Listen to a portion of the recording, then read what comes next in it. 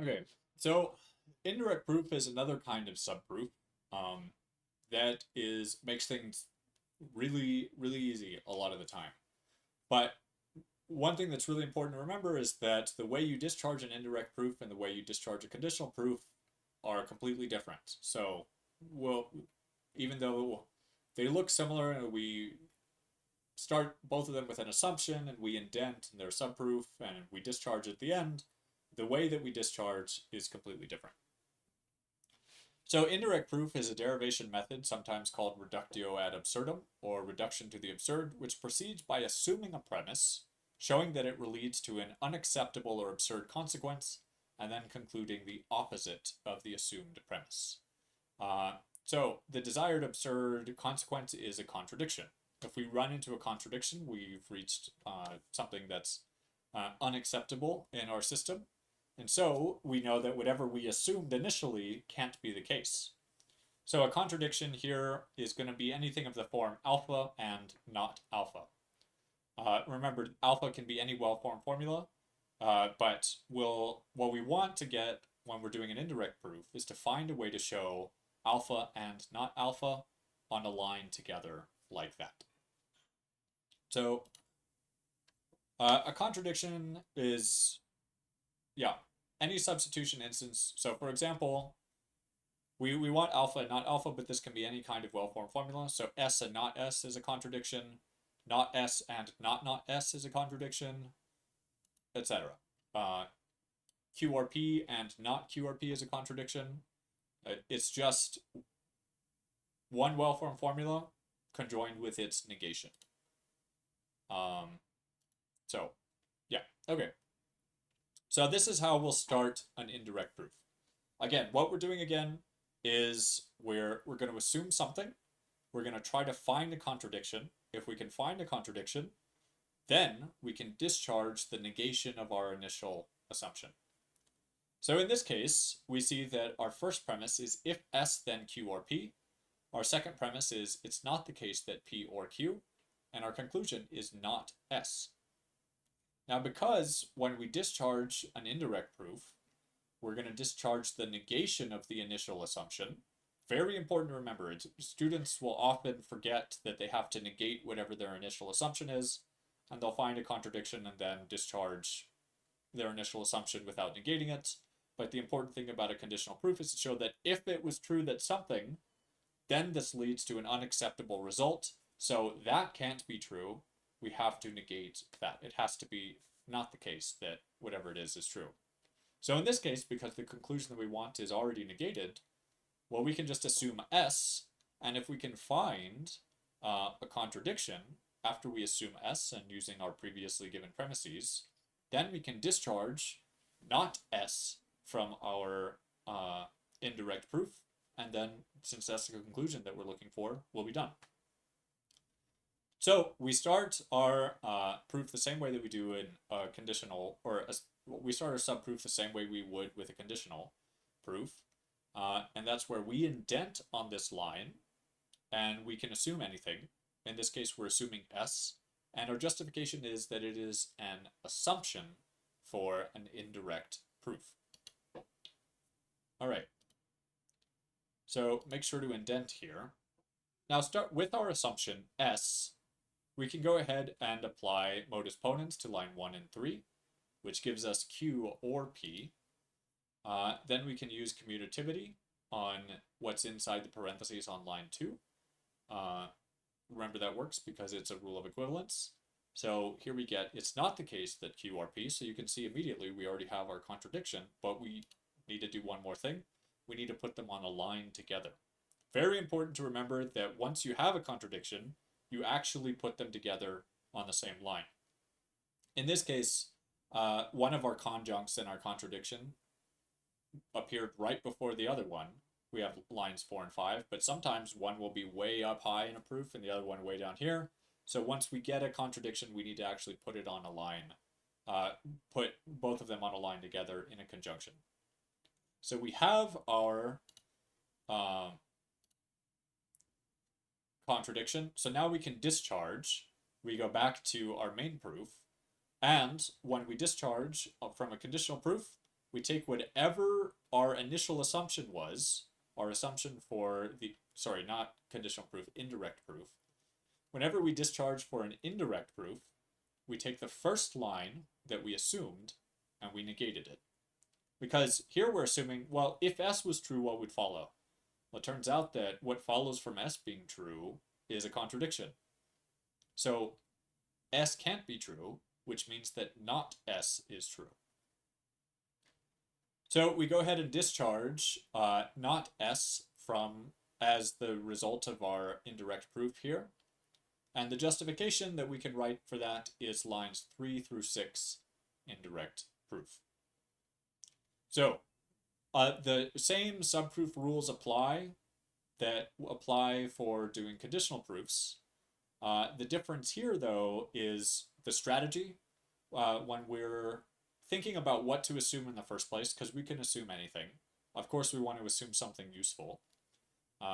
Because when we discharge an indirect proof, we'll get whatever the result, the thing that we can get from an indirect proof is our initial assumption negated. So, given that whatever our initial assumption is, the result of an indirect proof will be that assumption negated, we need to strategize a little bit about what we assume in the first place. Similarly, with a conditional proof, you want to think about, well, my initial assumption is going to be the antecedent of a conditional, and I'm going to have to try to find a consequent for that conditional. So you think about what's the most appropriate thing to assume. So here is real straightforward for us to assume S. We find a contradiction, and then we discharge not S. All right. So, okay, this is something very important. In this case, the conclusion that we wanted to show was S. So our assumption was going to be not S. That way, when we have to discharge the negation of not S, what we get is not S, which everyone knows is equivalent to S, but you have to actually take an extra step in this case to change it to just S using double negation. So when we use an indirect proof, and you can use an indirect proof to solve all sorts of things, even if there isn't something that's negated, the conclusion that you're looking for isn't something negated in the first place, you have to be careful to actually get to having your conclusion look exactly the same as the conclusion that you intended to show before you're done with your proof. So if we did this, so line 1, if not S, then A or B. Line 2 is, well, it's not the case that A or B. We want to show that S. So we assume not S using an indirect proof, because when we discharge, we'll just get it negated. And we know that if we assume not S, we'll discharge a not S. Not S can then be converted to S using double negation, but we have to take that step. So we assume not S in line 3. Then, with lines 1 and 3, we get to A or B using modus ponens. Then we can do, with 2 and 4, conjunction between A or B, and it's not the case that A or B. We already have our contradiction there. And we can go ahead and discharge the negation of our initial assumption. And here, again, really important to remember, you have to add a negation to whatever your initial assumption was. It's easier to forget to add a negation when whatever you initially assumed already has a tilde on it. You have to add an additional tilde to whatever was there. Then, because we have not S, we can apply double negation to that, and this is incorrect here. This should be a 6 and not a 7. Our justification is line 6, double negation, and then we'll be done. Okay. So here's an example where we're looking to prove some disjunctions with indirect proofs. Here we have one premise. If it's not the case that S, then it's the case that A. And the conclusion that we want to show is A or S. Well, so we can go ahead and start an indirect proof with, well, what if we assume not A or S? And if we can get to a contradiction using our premises and the assumption not A or S, then we'll be able to discharge it's not the case that it's not the case that A or S, and then we can use double negation and we'll have the conclusion that we wanted to show. So we can go ahead and use De Morgan's law here to get from it's not the case that A or S to it's not the case that A, and it's not the case that S, because if it was true that it's not the case that A or S, then it would be true individually that 1, not A, and then 2, not S. So we have the conjunction of both of those. We can go ahead and simplify that using line 3, just get not A by itself. Now, using modus tollens with line 1 and line 4, we get not S. Now you can see already that we have a contradiction here, but we just have to actually draw them out and get them on the same line together. So in line 6, we'll use commutativity to get not S out in front of that conjunction. Then we simplify to get not S by itself. And now we put our two opposing conjuncts in a conjunction together to show that we have a contradiction. One of our conjuncts is not S, and the other conjunct is the negation of not S, which is not S. So now we can discharge our initial assumption, but negated, because we're assuming something, and we're going to see if we can get a contradiction. We got a contradiction, which means that it can't be the case that not A or S. So what we discharge is not A or S. We have to add a tilde on there. Our justification is lines 2 through 8, indirect proof. We're not done yet, though. We have to go ahead and apply double negation to line 9. That'll get us A or S by itself, which is the conclusion that we were looking to show. All right. So next, like conditional proofs, indirect proofs can also be used to construct a derivation with no premises. So we'll look at the law of excluded middle again with this one. So we'll start with an assumption, P and not P. This should be pretty obvious that P and not P can't be true at the same time. Well, if you buy into the law of excluded middle anyway. That it has to be either one of these things, and always one of them. But if we assume P and not P in an indirect proof, we'll see if we can get to a contradiction, which should be real easy. Like, we already have one, basically. Then we get the negation of P and not P, and then you could probably figure out where to go from there. So we get the negation of P and not P. This lets us apply De Morgan's, because we have P and not P in parentheses, and it's being negated, the entire thing, which gives us not P or not P. And so this is already,